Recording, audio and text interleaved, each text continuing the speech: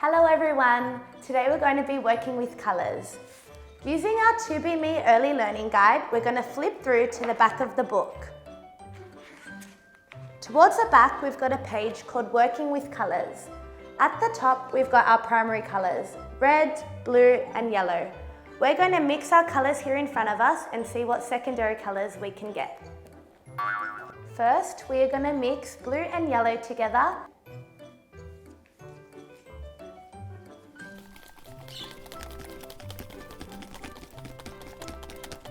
Wow guys, look at that! We got green. Did you guys get green?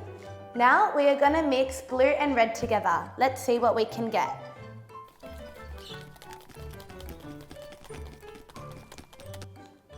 Wow, I got purple. Did you guys get purple as well? Now we're going to mix yellow and red together. Let's see what we can get. Wow guys, I got orange. Did you get orange as well? Okay guys, now we've completed mixing our primary colours. We've got 3 new colours here in front of us. We've got green, orange and purple, and we just started from 3 colours. Now these are called our secondary colours. Hope you guys enjoyed. Bye!